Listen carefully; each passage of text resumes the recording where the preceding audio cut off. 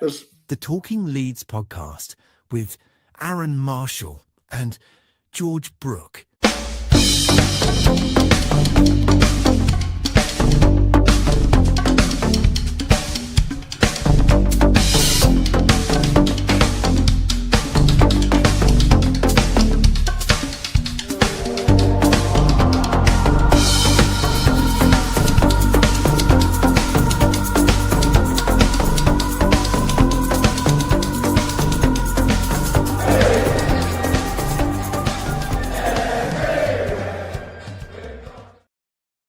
Hello and a very warm welcome to Talking Leeds with me, Arron Marshall, and it is Holy Week this week. Jesus has joined me.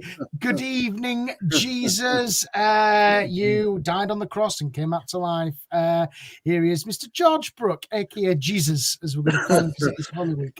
Good evening, resurrection, is it, Arron, this Sunday and what have you? A resurrection at West Ham, potentially, for Leeds United. Good evening, good morning, good afternoon, good night, good middle of the night, whatever time you're listening to this. Hello, how are you, Arron? Good evening, Jimbo. How are you, Arron?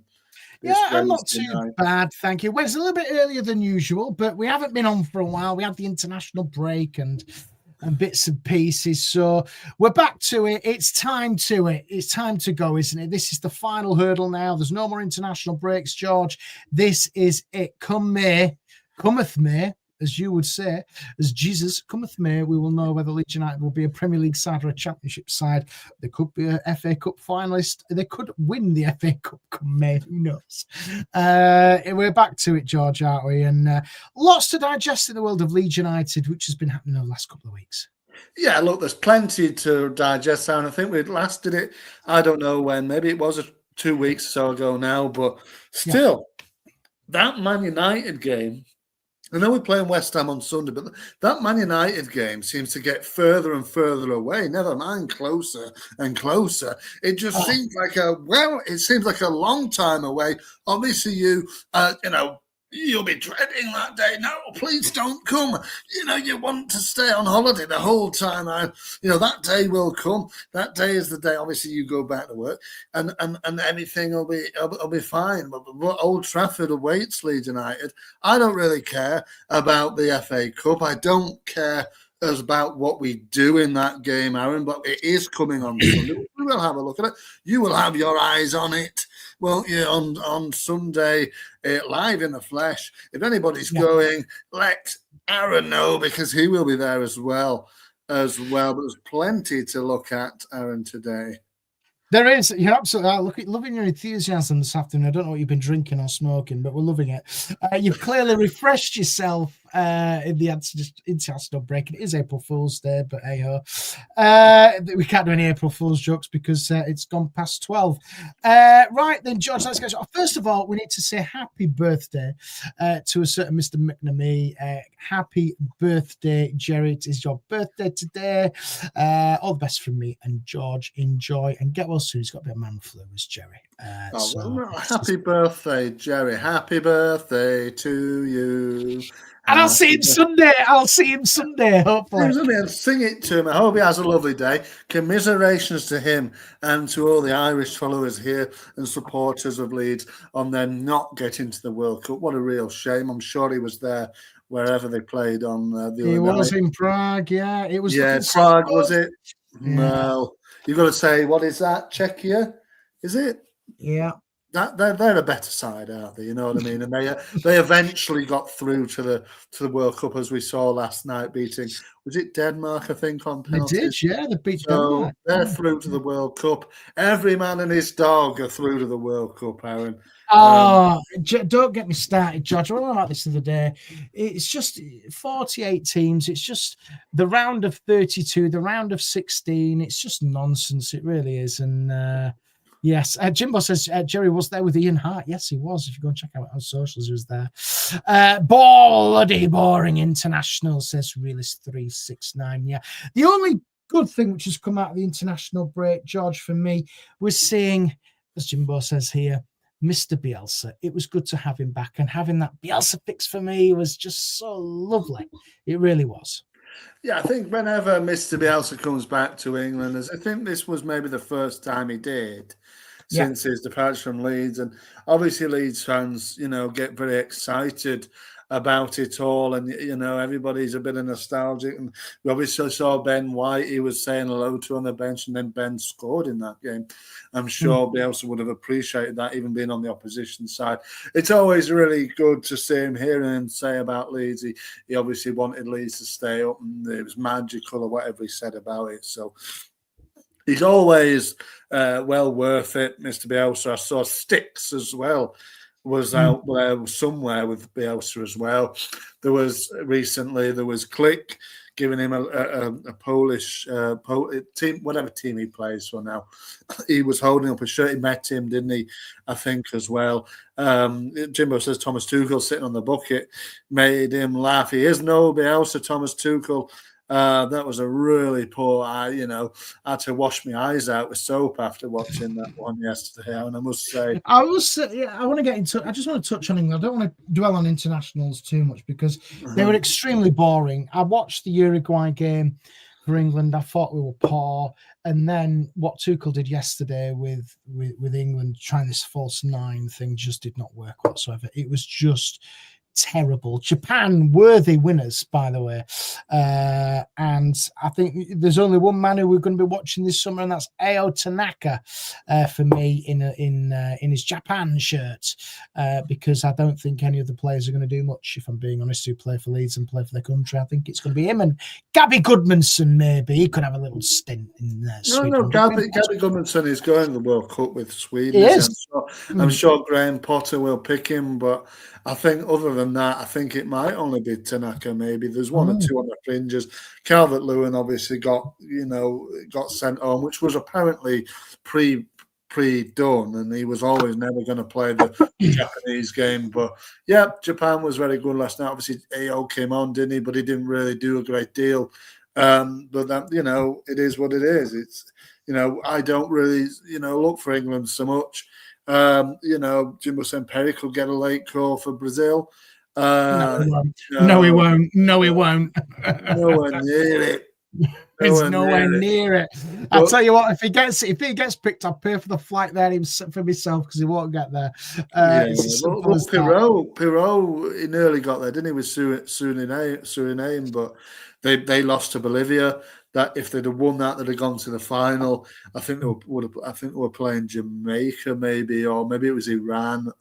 Or Iraq. I think it was Iraq actually that Bolivia played. Wow. So Suriname would have gone up against Iraq, but they lost, so he's not going. I think there is. Yeah, I think there might only be two. Brendan will be there, won't he, as well? So yeah, but the Americans are going to do nothing. They're dreadful as well. Well, none of them will. And if you want to laugh, we could just watch Jesse Marsh getting beat by, I don't know, Guacamole or whatever they're called. I don't even know who's playing in the World Cup. Panama. Let's just laugh at them. Panama are in England's group, aren't they? Well, England will get beat by Panama. Thomas Christensen, if I remember rightly. Yeah, it is. He's the manager, Aaron. Yeah, that's right. Yeah, God, it's a joke that was. But anyway, the international break is over. It's back to Leeds. We've got FA Cup quarter-final action this weekend. We've got, obviously, the Manchester United game coming up after that. And it's the run-in, George, the final run-in to the end of the season now. 7 games or so to go. There's a lot running, isn't there, in this kind of running. How are you feeling, George, about the end of the season now, because we're coming to the final stretch now, aren't we? Leeds are currently 15th in the league, below Spurs, below Forest, below West Ham. We can kind of write off Wolves and Burnley. They've gone, haven't they, really? How are you feeling, George? Give us some optimism, give us some positivity, because I know what you're going to say. You're going to say Fark out, but we're not going to say that. But how are you feeling? Look, like I said, I don't care about the cup game. They can do what they want. The real test starts again. Is it a week on Monday? Yeah, is it a week on Monday? We play Man United at Old Trafford. Look, that was what turned out to be very frustrating result a week ago. On it seemed like a long time, like a lifetime ago, that Brentford night game. But that 0-0 was as frustrating as it was, Aaron. I don't think we've spoke on here about it, on Talking Leeds. It was frustrating and as dull and negative football as it was that evening. It turned out to be quite a good point with the results that followed on the Sunday. I can't remember quite how it went, but we're now 4 points clear of West Ham in 17th. So sorry, in 18th. So we do at the moment. Okay, it's fine. But if you look, for me, obviously, you look at De Zerbi going in at Spurs, and you think, okay, fair enough. Will he be able to implement his ideas so quickly? I'm not so sure, but he signed a long-term contract. You can be sure if he takes them down, he will not be there next season. But for me, if we don't stay up, as soon as the final whistle comes at the London Stadium in May, off you go, Mr. Farke. If we go down, then that's it. We cannot go down with the results, with the fixtures that we've got. And look at the fixtures we've got. Out of the last 7 games, your bar Man United, who are flying high at the top, will get battered at Man United. And then people start to get jittery. It might go to a point. West Ham are playing Wolves. Can I just say something? The Manchester United game, George, is kind of a free hit because the way that we're going to touch on Sky because obviously they've moved the Spurs game to another Monday night later on in the show. If we're still sitting 4 points clear, I don't think we will be because I know that West Ham have got Wolves that game weekend. So, you pretty much think that West Ham will pick up points there.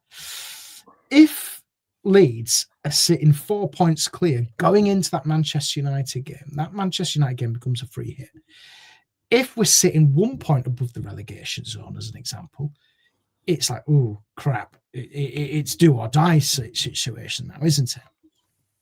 Yes, I believe it is, but I believe that'll be the case, Aaron. But bearing in mind, we've always played before the likes of West Ham and Forest and Spurs. So obviously, Forest and Spurs have been in Europe. They've obviously played on the Sunday, we've been on the Friday, the Saturday, whenever. This is the first time that we get to play last in a long time. Yeah. So the pressure is truly on, and the pressure is on West Ham, Forest and Spurs because they want to pull themselves away, but they need to pick. They need points to put pressure on us. We can sit back, watch how the weekend goes, and then go into that Monday night game thinking, if we get a point here, it's good, or don't get heavily beat, it could be all right. Yeah, I think, well, that's it. You get the foresight of seeing what the other teams do instead of playing first. If you lose, then you're feeling a bit, the other teams, have the ascendancy. But, West Ham have Wolves. I think Spurs have Sunderland away. Yeah. And I can't remember who Forest have, but... I can tell you now. Right, because let's have a look here. I'm just looking at fixtures. They're all on the Sunday. So Forest have Villa, right. Sunderland have Spurs, and West Ham have got Wolves. All on the Sunday, right? On the Friday, they're on the Friday night. Yeah, they're the first game, aren't they? They're the first so look, game. They'll be a point behind us. But look, if Spurs lose, we've got 2 teams in between us and the relegation zone, obviously. So if Spurs and Forest both lose on Sunday, then, the point, it's okay. Anything then at Old Trafford on Monday is a bonus because I believe we'll just be a point behind West Ham come Saturday morning. So, it's really do or die for Leeds now. Get this FA Cup game out of the way. If we win or lose, whatever. And then, all right, Wembley, if we win, if we don't, whatever. But, Man United is the key. Get that game out of the way. Then you're going into a real, fine-looking, few fixtures where Leeds United need to pick up 2 or 3 wins. And if you do that, you're home and hosed. You can enjoy the last sort of 3 games. But you're right. You're absolutely right in what you're saying, George. And looking at those fixtures, people, pundits are saying, oh, we've got the easy fixtures, we've got the easy ones, which on paper we have, but we know the Premier League is never an easy. There's no easy fixtures in this. There really isn't. So I just want to quickly go through the fixtures which we have got. Let me find it. You keep talking, I'll find it. Well, I think we've got, what was it? Let me give you the breakdown. Yeah. So I think they've got back-to-back games with Wolves and Burnley, don't they? Is it after the Man United game? So these are the games that we've got. We've got obviously we've got West Ham at the weekend, the quarterfinal of the FA Cup. Manchester United away on Monday the 13th. Then we play Wolves Saturday the 18th at home. There is a huge game. The pressure will be all on Leeds there to pick up points, 3 points. Then they're away to Bournemouth on the 25th. Right. Again, that's not easy. That's a tough one. That, and then we're going into the next fixtures, which is in May 26. We have Burnley at home, which is under the lights Friday. Sky have moved it to that. Then we've got Monday the 11th of May, Spurs against Leeds. Sky have moved that. We're going to touch on Sky and how crap they are. Then we play Brighton at home, final home game of the season, and West Ham away. So you would hope come Monday the 11th of May, you would hope Leeds would be safe. That's the dream.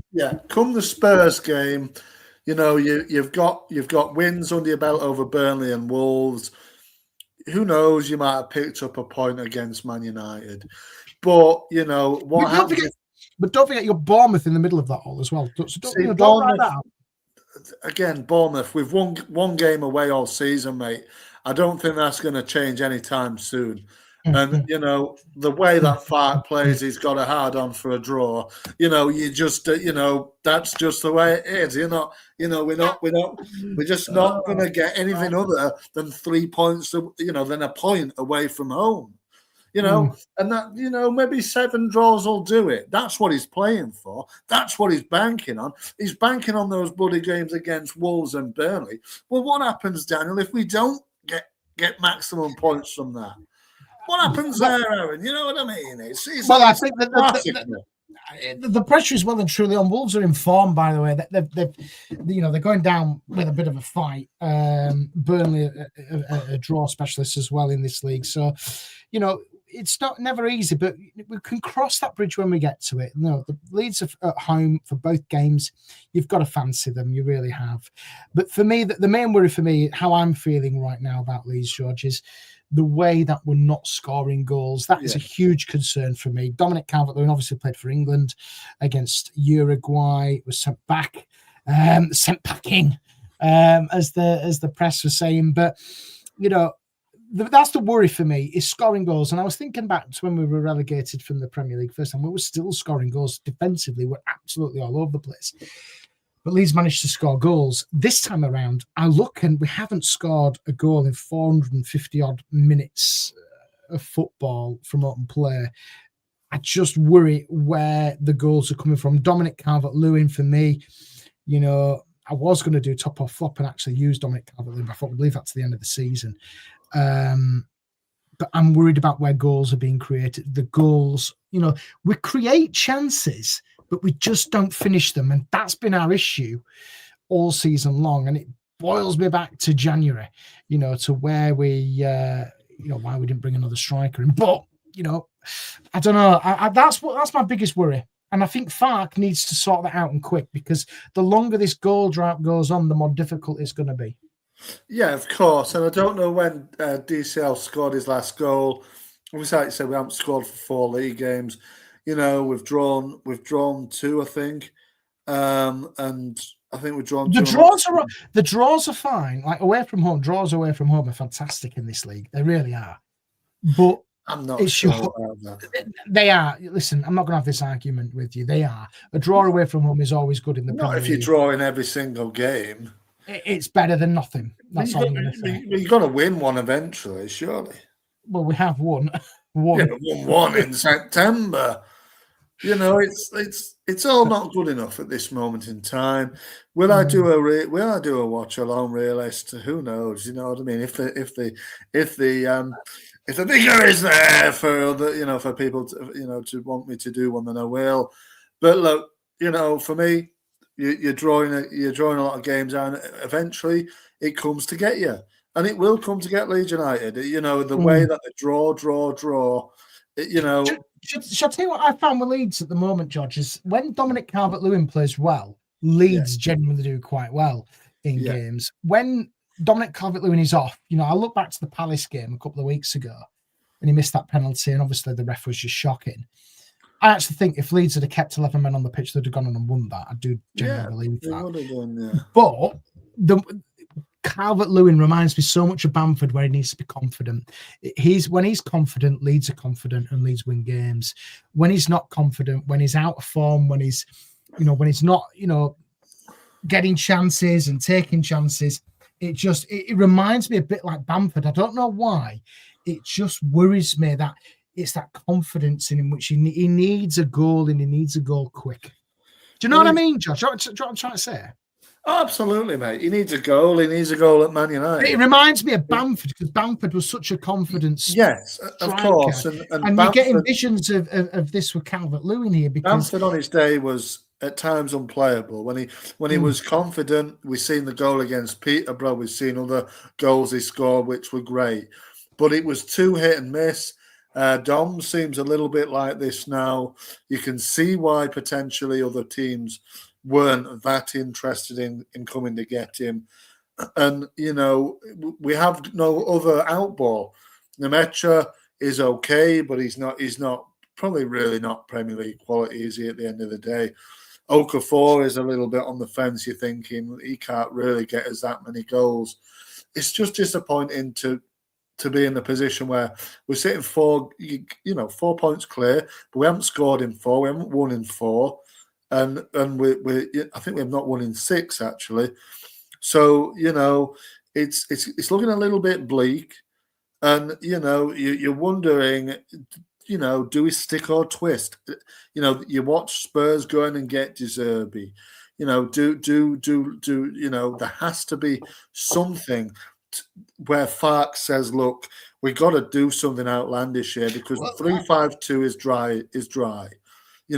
You've got to, you can't leave Dom up by himself because he's isolated.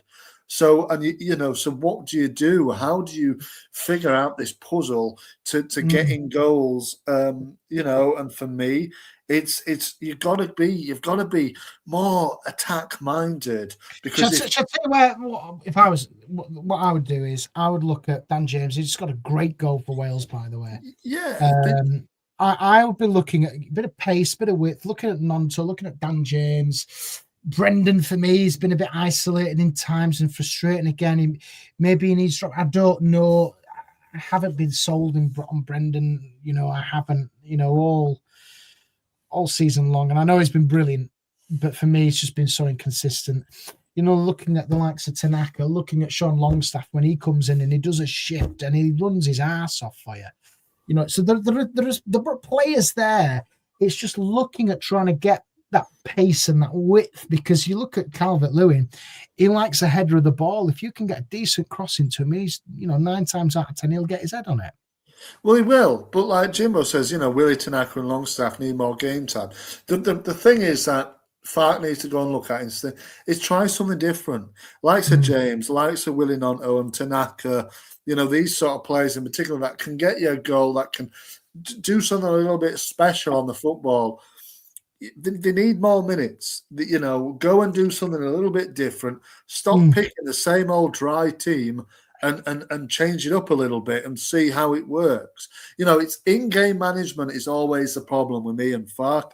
He's too slow to make positive changes, and it's all. This is why he's the manager and we're not, George, because he knows those players, he knows the system, he's got his backroom staff doing all the analysis and all that sort of stuff. He's far more qualified than us to say he needs to change it, rather than wait to 70 minutes or whatever. And he does change it up, he does adapt, and he has done. You look at what he did at City away. as an example, when we were 2-0 down, we lost 3-2, but we gave it a go in that second half. He does adapt, and that's not the issue for me. I think it's the issue that I have with Leeds is the quality of player. That's the issue. It's not Farke. It's the quality that we have in that squad, because, you know, you look at Joel Perreault, is he the answer? Well, no, because he's a championship player. You know, you look at Tanaka, I don't know why he's not getting game time. I don't know.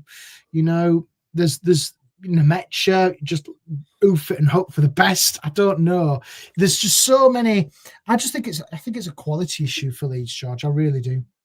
I don't think they've got the quality. I think it's the, you know, it's the way that they're being managed and the mentality of the coach that is bleeding the team of its creativity at this moment in time. You know, he sold, you know, they got rid of Ramazani, they got rid of other players that maybe could have, you know. But Ramazani was, in Farke's defence, his attitude stunk, and Farke didn't like it. And fair play to him, because there's an old-fashioned saying, one sour grape creates a sour bunch. You don't need that mentality and ego when you're absolutely fighting for your arse in this league. You know, you don't want that prima donna kind of player in and around your squad saying, I'm going to solve it, and then not, you know, do it on the pitch or whatever. We don't know in person. We don't know. No, well, that's what it's clear as day. You know, that's why he was moved out. It's gone on loan. You know, he's not going forever. He'll come back in the summer. There's no doubt about it. But he'll come back when the manager's gone, and he'll come and play football, what he should have been doing for a longer period. You can't say Ramazani would have sorted this out for Leeds. No, but it's another technically gifted player that Ramazani going out on loan is not the issue here. You know, the issue here is we don't have the quality in that squad of real Premier League caliber players. You've got Dominic Calvert-Lewin, who 3-4 years ago was in the form of his life for Everton, and we're trying to build that back up. He's obviously built his confidence up, getting an England cap, etc., but he needs to score goals for Leeds. And ultimately, if he wants to go to the World Cup in the summer, he needs to be scoring goals. I'm sure Thomas Tuchel said that to him before he left early, you know, from the England camp, because, you know, you look at, you know, I watched England against Japan last night or whatever it was, and that false nine was just dreadful. Honest to God. Dominic Solanke, Calvert-Lewin, you know, any one of those players can really put the name down on, you know, making Harry Kane's backup here. So, you know, there's no more of a opportunity for Calvert-Lewin to get in there. He just has to prove it for Leeds. Well, he does, but he's not doing. Good evening to Tom. Hello, mate. And Michael Farke won't put up with the players whose attitude is not right. Largely, Jed Spence and Cresswell, for example. Correct. Yeah. And if that was you, George, if you were in Farke's position and those three being a little bit jippy with you and giving you a little bit of cheek, you'd have said, off you go, I'm not having you around me. You'd have done exactly the same, and I'm sure anybody in the comments would agree with me. Yeah, but we don't. Yeah, but I mean, that's only what it looks out from the outside. We don't know these boys personally. You know, well, no, we don't, but we're only commenting on what people have said. Jimbo says if Farke went, they will bring in someone like Dyche, who will park the bus even more than Farke. There you go. I think you can't even get how far back would he want to park it? Bloody hell, it's just park the bus, park the damn coach. But that's in a way it's better than getting more. Spurs, for example, sack the coach. They don't sack the coach again, and now they've got another coach out. They're more coaches than bloody National Express, this season. So it's just too many coaches, isn't it? This is why you don't sack your managers. Anyway, we've got to move on. Let's time for a bit of this. Top or flop. Right, top or flop time. We haven't done this for a couple of weeks, George. Are you ready for a bit of top or flop action? Yes, absolutely, Right. Don't forget as well, if you want to get involved in top or flop, this is where we look at previous or current players and we discuss if they were a top player or a flop player for Leeds United. Right, George, I have gone for the 2014-15 season. In this season, Massimo Cellino was the chairman. We had David Hockaday as head coach until the 28th of August. Neil Redfern. Darko Milanic had a short spell before Redders came back. We were 15th in the Championship. We reached the FA Cup third round and the League Cup second round. We were knocked out by the mighty Bradford City in that round. And it was just a dreadful season. So we have to touch on this one. David Hockaday was in charge for, 40 odd days or whenever it was. Yeah, it was just bad. After his career at Leeds, he had a short spell in charge of Coventry City as a caretaker, and then went to Kidderminster Harriers, and then he buggered off and taught in schools. I think he's down in Bristol somewhere, teaching in a school somewhere. He's a PE teacher. Right, George, are you ready for some top or flop action from the 14-15 season? Yeah, absolutely, Aaron, absolutely. Righty ho! Right, I've got 6 players for you. If we agree on all 5, then I'll throw you the 6th one. If I don't, then we'll leave it there. Right, the first one on top or flop this week is Giuseppe Belushi. Giuseppe Belushi joined us from Catania when he made 99 appearances, scored no goals. He was with us for a couple of years at Leeds, 57 appearances, 2 goals. Then he went off to Empoli, Palmiro, Monza, Ascoli, and Riccartenesi, or whatever it's called, in the Serie D league. Giuseppe Belushi, top or flop? It's probably going to be flop, isn't he? But you like Jimbo says, after all this time, I still don't know. You just don't know really. There was a player in there, but I think he was too like bullish, and he just went. It was like a tornado all the time. He couldn't seem to regulate his emotions properly. So he'd be like steaming into tackles and then hot-headedness instead of being calm and stuff. But there was a time and a place that really, we really needed that in the team. And he scored that lovely goal at Bournemouth. I can't remember what his other goal was out of the 2, but nobody can remember. No, but I remember seeing him live, and you're thinking, what on earth is this? He's charging around the place. He's like I said, he's looking like to 2-foot everybody really. So he has to go down as a flop, really, for me. Yeah, guess how much Leeds paid for him? Well, it can't have been much. It was maybe it was 1.6 million. Right. That was a lot of money back then in the Championship for a kind of an unknown kind of European player. It was, for me, a complete flop. It was one of the Signal 6, if you remember. It was, yeah, of course it was. Absolute flop. Don't know what happened to him. It was just you're right, absolutely on the money, too physical, too aggressive. He was way too aggressive for like. He just thought, just calm down, lads. Just calm down. Yeah, right. I get the passion. You want to win, but just tone it down about 10.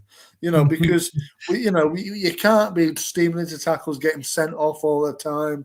I listened to David Hockaday on a podcast recently. I think it was actually from a few years ago, but I thought, hey, now let's have another listen to this, and to sort of put myself back in those years in the Championship. It was a bad, and I know it's not the finest classic years, but we need to touch on it, realist. We've got to get on because we've got to do all of them, haven't we? It was a complete flop, wasn't it? For me, I would put him in that category. Yeah, we'd both say flop. Michael says flop. Was there any top that year? Well, you'll soon find out. So Belushi was a flop, righty ho. Right, the next one on our list for top or flop is Billy Sharp. Still playing at 40 years of age. He's playing for the mighty Doncaster Rovers. down there, 76 appearances and 12 goals. After Leeds, he went to Sheffield United, where he made 282 appearances and scored 109 goals. He made 33 appearances for us, scored 5. He moved up to America, LA Galaxy, 12 appearances, 6 goals. And then he moved to Hull, 11 and no goals. And then he buggered off to Doncaster after that. So Billy Sharp, George, what did you think to him? Number 9 at the time for us. We paid 600 grand for him as well from Southampton. Scored on his debut, if I remember.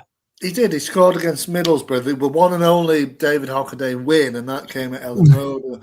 A late goal against Borough. He scored, 12 goals or something like that.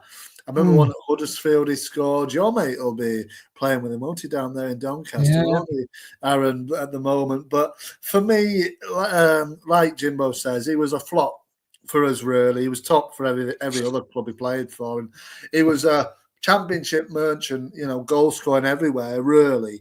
But when he came to Leeds, I don't know what happened to him, really, whether it was the system, whether it was the just whatever. It just didn't hit really properly that it probably should have done. And again, it was another flop, really, that goes down as another sort of forgettable stint with us, really. But a forgettable flop.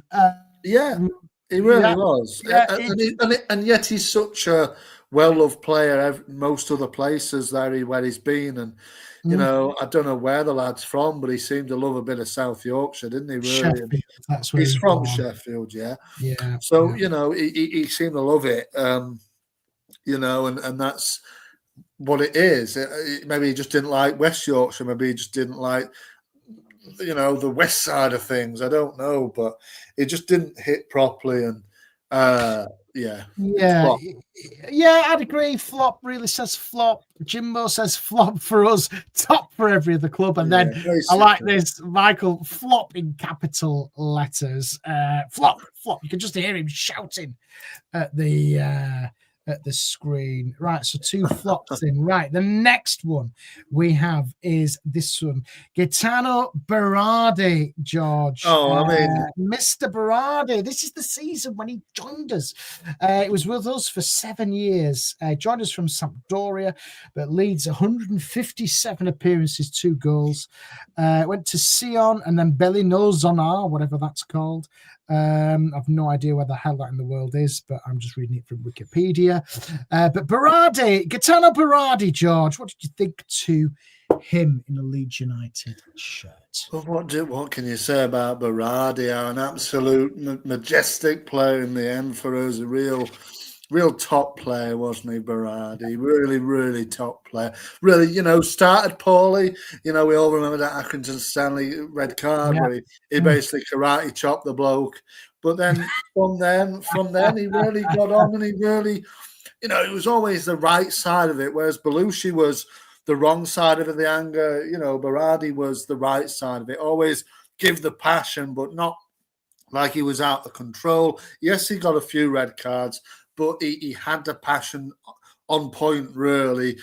He knew what it was with Leeds. He took really quickly to the tough tackling, the kind of no-nonsense, that Leeds United fans like. And that's what he was. Yes, he went over the top sometimes. The playing ability was probably questionable, really, at times, but just the way that he was and the way that he will always be remembered in that promotion-winning team and under Marcelo Bielsa, and then the way he left on the pitch at West Brom with Pablo at Ellen Road. It was just great. It was a really, really top sort of cult player. It wasn't the best of ability wise, but he gave it everything for Leeds, and that's what you want if you're not of a good ability. What I always found with Berardi, George, is that he did a shift and he worked his socks off for us. And you're right, he wasn't technically the best, but he would do the right thing at the right time for me, Berardi. And, absolute top player for us. And we always forget that Berardi was actually brought in from Massimo Cellino. He brought him in to the club And that kind of goes under the radar for him, and under a 2-year deal. But he actually took a wage cut as well, did Berardi, apparently, to join. Because he was playing, I think, for Serie A. Yeah, he was playing in the top division with Sampdoria at the time. Yeah, so he was, everybody was coming in. As a fan, you couldn't keep up with the amount of players that were coming in. You could hardly pronounce some of the names that were coming in at times, and you just think, well, who the heck is that? Another lad just rock up, and you didn't know who he was. And that's how a lot of people say when they, you talk to players who have played there at the time. Everybody was coming through there. You don't know who it was. It was just another lad at training every single day. The fans are trying to remember how the heck to pronounce these names. But Berardi, it was like throw a lot of SHIT at the wall and see what sticks, wasn't it? And Berardi was one of the very few that stuck and very well ultimately. And obviously Bielsa liked him as well, didn't he? I think he played a lot of those 100-odd games under Bielsa, really. Yeah, he did, yeah. He has retired. He retired in 2023 at the age of 34. So Leeds United, get on the blower. Get Berardi down and do some corporate work, because I'm sure Leeds fans would love to see him.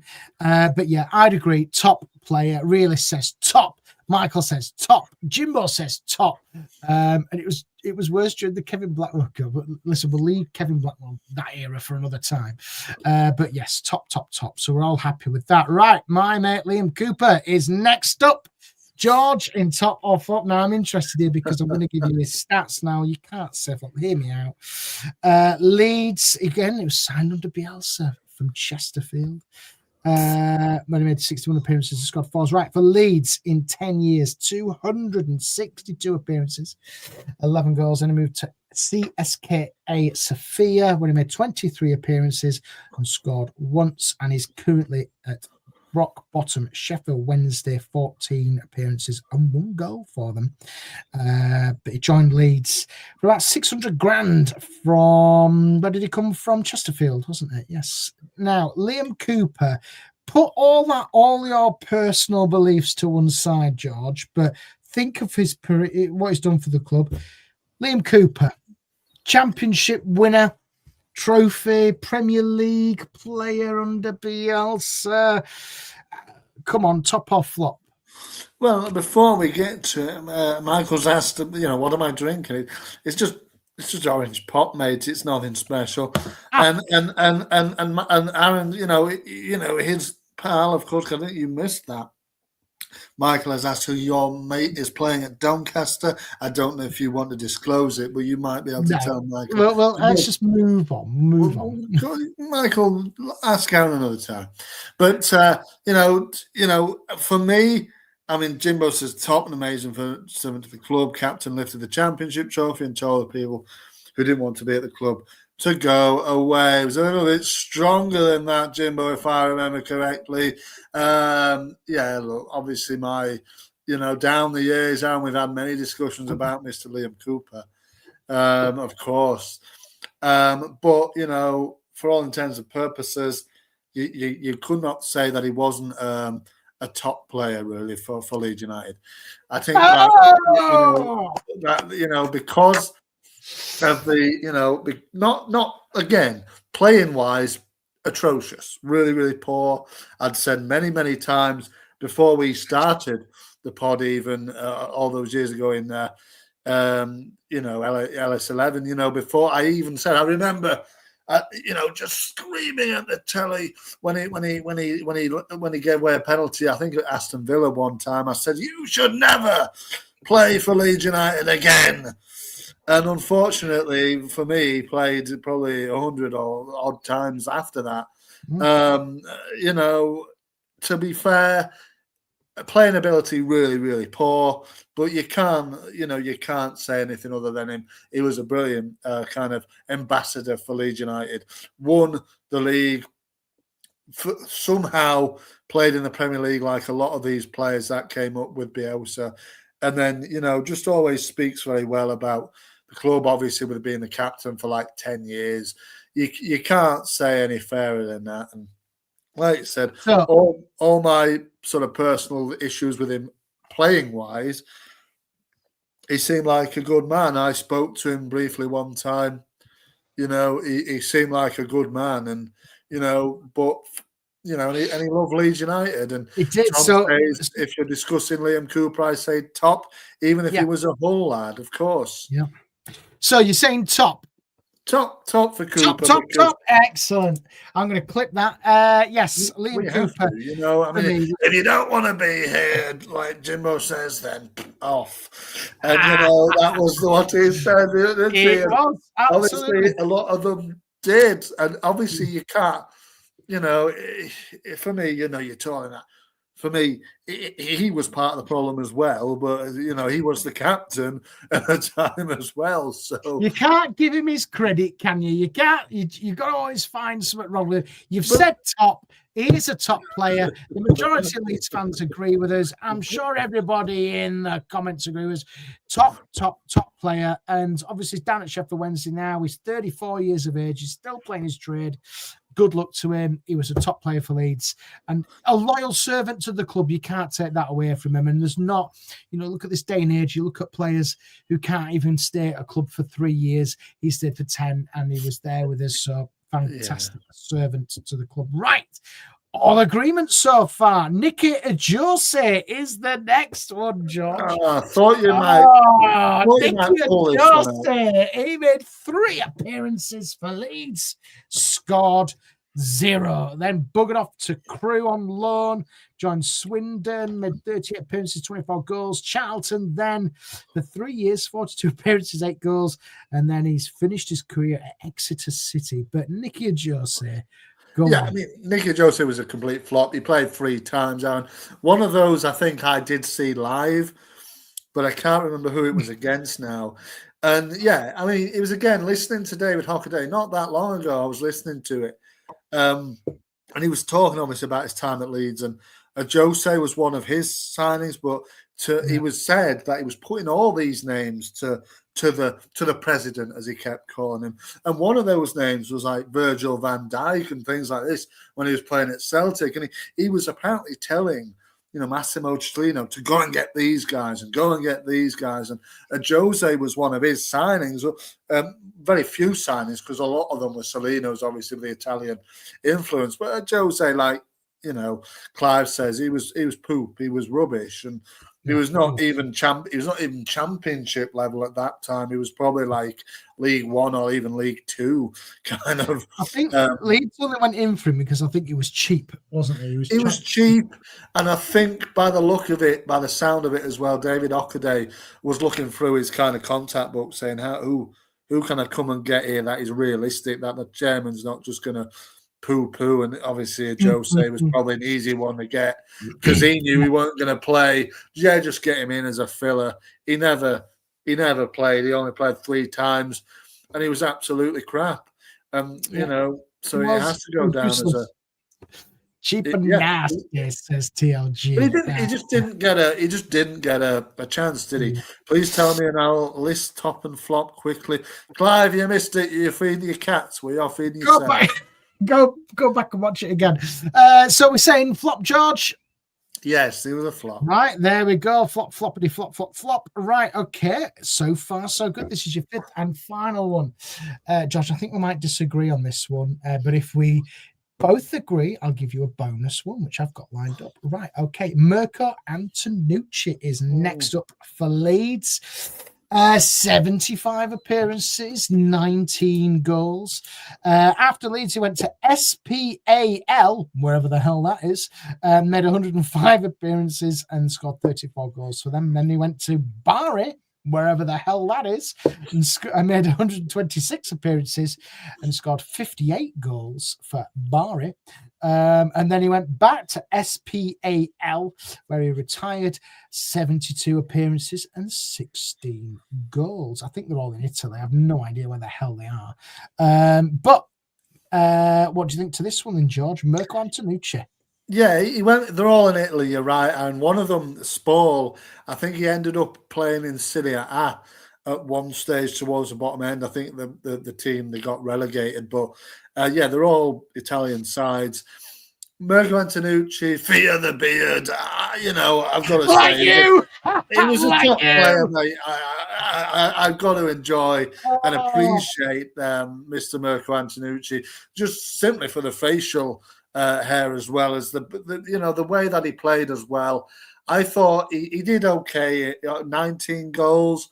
I thought it was probably one or two more than that, but for the time that he was there, you got to say he was top. He was top at the time. I think he was, and he had that little bit of technical quality here and there. It wasn't widely used, but you knew there was a player there somewhere. He was the best. He was better. He was one of the best of a bad bunch of players that came in a lot. Like I said, throw a lot of poop at the wall and see what kind of sticks. And again, not like Berardi, but I felt he stuck more than, say, Belushi or Bianchi or these sort of players. So I think he was okay.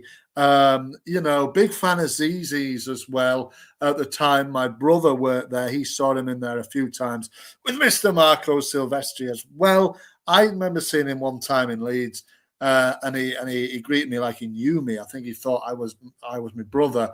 But it was still quite nice to sort of say, hey, to him. And yeah, I liked his time at Leeds. I did, to be quite honest. Yeah, you're right. You're absolutely bang on. I'd say top just because he was the best of a bad bunch, even though you did have, Cooper and Berardi in there, but you also had Bianchi, Billy Sharp, Casper Sloth. Remember him? I could have used him, but I didn't.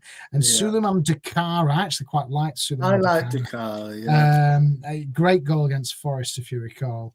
Absolutely. I mean, you can't forget that was a real one. So it was a thunder strike, wasn't it? Was. I mean, Clive says, go and rewatch his goals.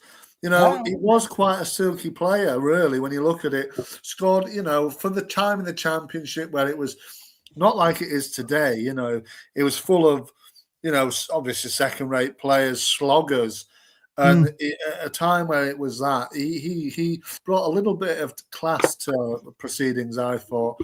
Didn't work out all the time, but when it did, it did. And he scored a few goals. I remember being a little bit disappointed when he left, really, but it is what it is, really. So we're going with top. Right, so we're all agreed, George, on all the top flops. So I'm going to give you one bonus this week because we've all agreed for once.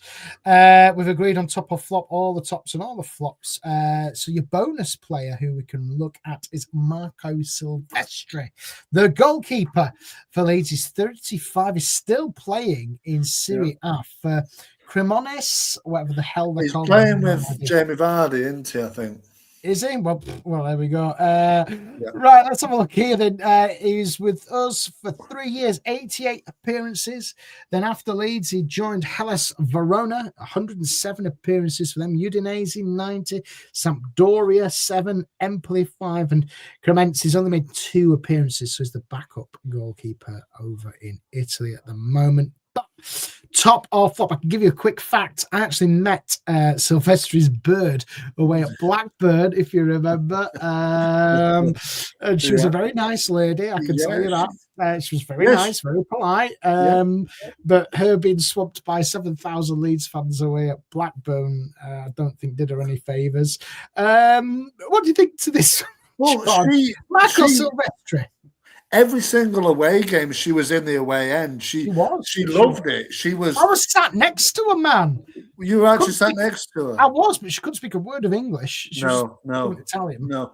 I bet initially you thought, what the heck are you? What the heck? Did you? Who the hell are you? It's not the usual clientele you see at a Leeds away game, but there you go. I think it was, she enjoyed going to the away into the away end every single away trip. I think again it's a little bit difficult. Jimbo says saving top, catching flop.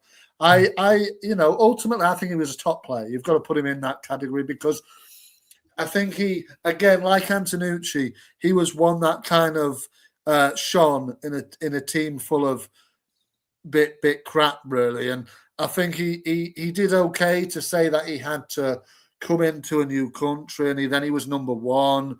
I thought he did okay generally. He did actually years later get called up for the Italian national team. He didn't play, but he got a call up, and I thought it was okay. He was a little bit unlucky to lose his place to Rob Green, wasn't he, when Gary Monk came in? But I think he was solid. He was solid. Like I said, another guy, like I said, who liked his Zizi in the city centre with Mirko Antonucci. So I can't say anything bad against him. I think he was okay. I'd say it was a flop for me, was Silvestri, because his catching was just shocking, and he had a mistake in him. I don't know if it was the language barrier. I don't know what it was, but you always, when he was playing, you just didn't feel confident that he would do the right thing. And I just think he was too young at the time. The Leeds United jersey, as we all know, is very heavy. And, you know, when you make a mistake, I think he made a couple of errors in his time at Leeds. He did, yeah. You know, but yeah, for me, it was a bit of a flop. I wouldn't say he was a top player. Everybody else, Verona, obviously, Udinese as well over in Serie A. Done well there, but here I'd say it was a flop. I really was. Yeah, I you know, obviously again I thought he was David Beckham, didn't he, at parts with the different hairdos every single time he went on the pitch, and you know, I did enjoy the shirts that he played in that show. A little bit of camo, you know, like camo kind of thing, the army green and the kind of grey one with the kind of patterns on it, but you know, ultimately, I would say for the time he was a top player. Because I don't think he was a flop, but fair enough. There we go then. Right, that is your top or flop this week. Let us know which era or manager or years you want us to look at next week.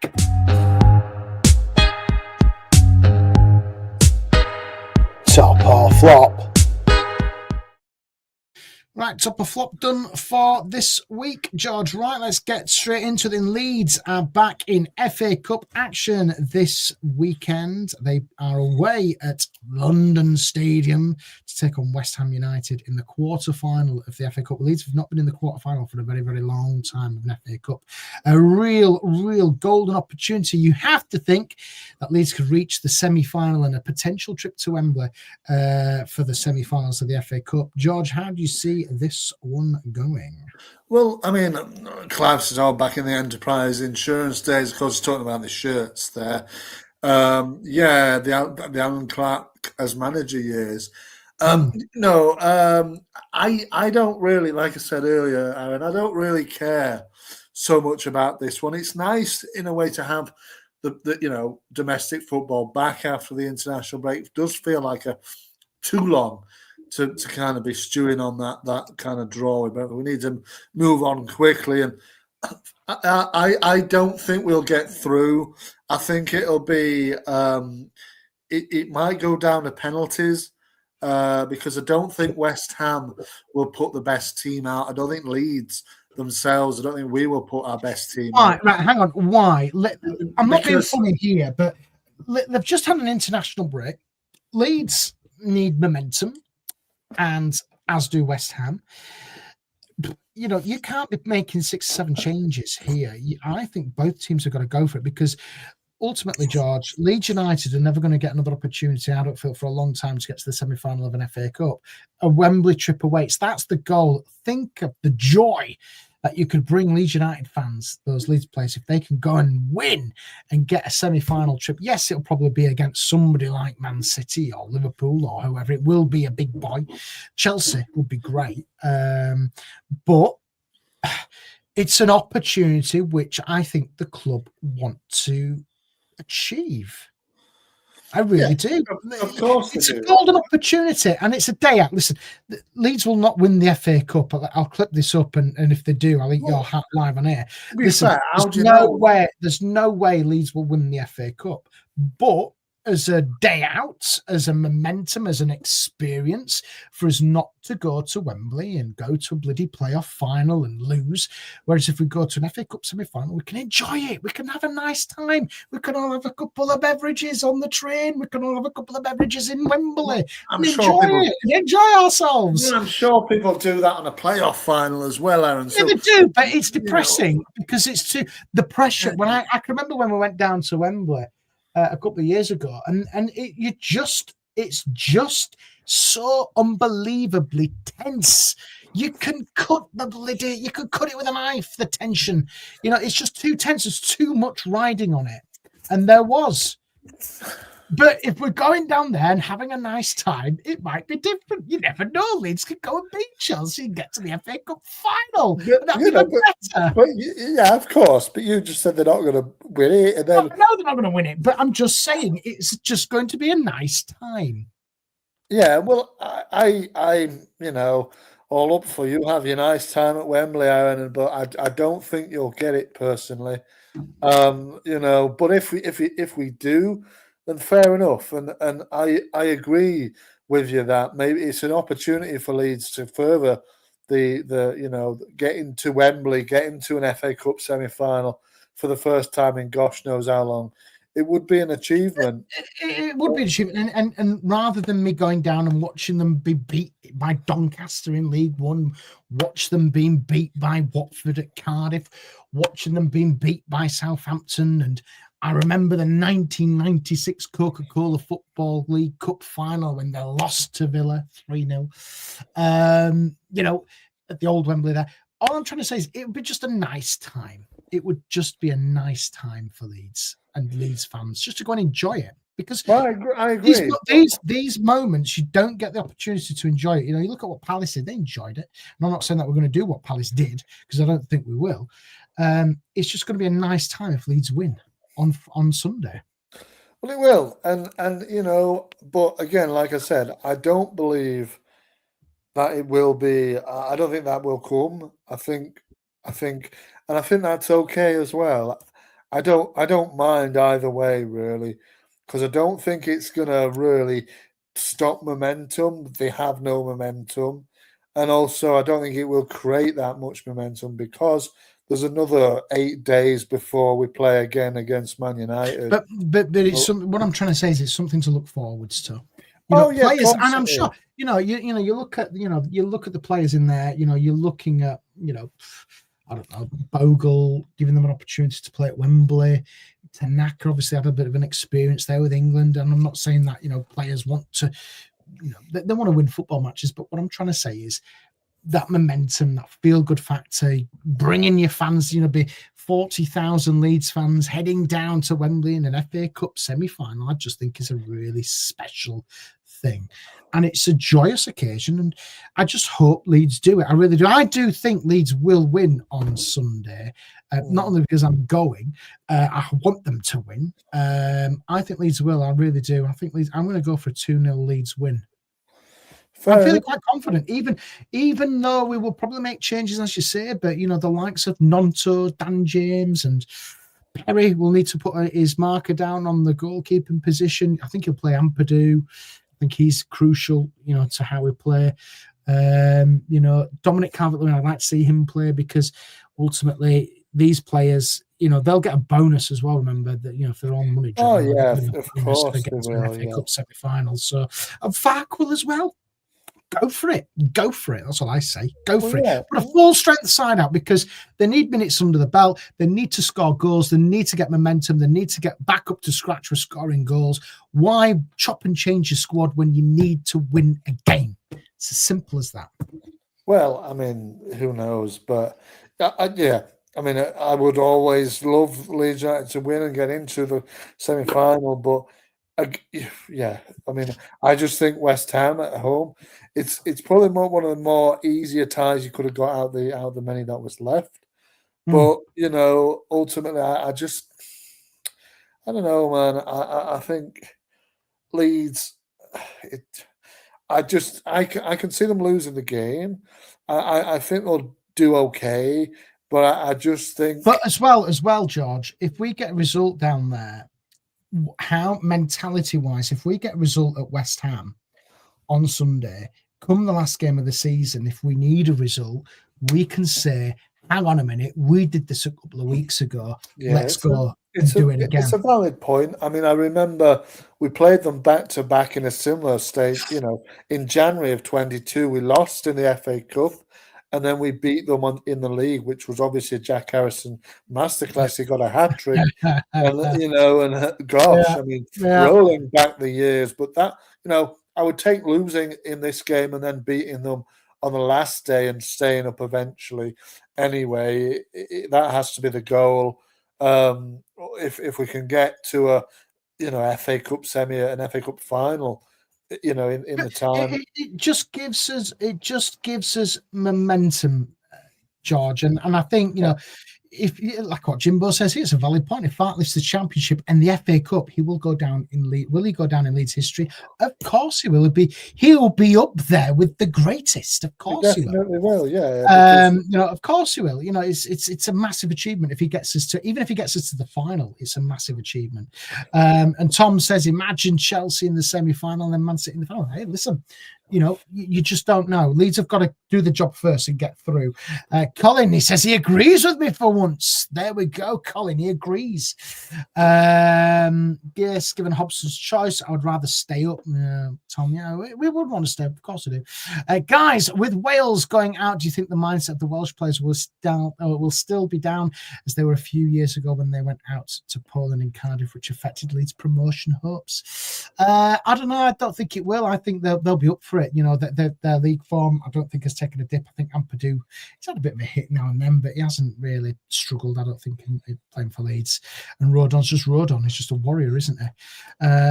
So, yeah, and as Clive says, our squad wasn't good enough on paper to reach the quarterfinal. It's great to get there. Staying up is the priority. But if we do that and get to the FA Cup semi-final, we'll give Fark another 3-year deal. How about that? I hope not, but there you go. There we go. So what's your prediction, George? What's your score prediction? And Dolph as well, get your score predictions in the comments and we'll give them a quick shout out before we wrap up. I think it'd be one apiece in normal time, and then maybe they'll just nick it on penalties. But I you know, I don't think we'll lose the game outright. I think we'll just lose it on penalties. But you know, like I said, I don't mind either way. The real clincher is the game at Old Trafford a week on Monday, and we can't afford to, you know.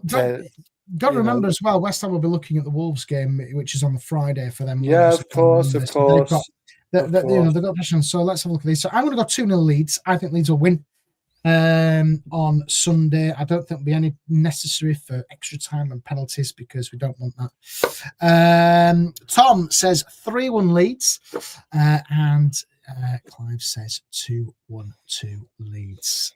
Let's hope us three are right and George is wrong. Right, George.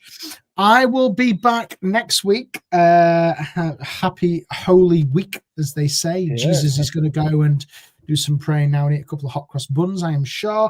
Yes. But I will reconvene with you next week. Me and Jerry will be there on Sunday. Both of us will be live there. We might do a little shout out, might do a little video going down there. Who knows? Never say never. So we might do something down there for a bit of fun. Who knows? But we'll be back doing a match reaction on Easter Monday. And George, you'll be back at some point next week with the main pod. Digesting Leeds getting to an FA Cup semi-final. Let's hope so. Let's hope so. Absolutely. I don't know just yet. Let's wait and see how it's right. Thank you to everybody who's watched and listened. Happy Easter, Michael. I was just going to say happy Easter to you. George is going to go and eat his hot cross buns, and we will see you live on Sunday if me and Jerry do something, and I'll see you on Monday, and we'll see you later. Adios, Jesus. Adios. Hasta luego. See you later. Bye-bye. Yeah. Oh.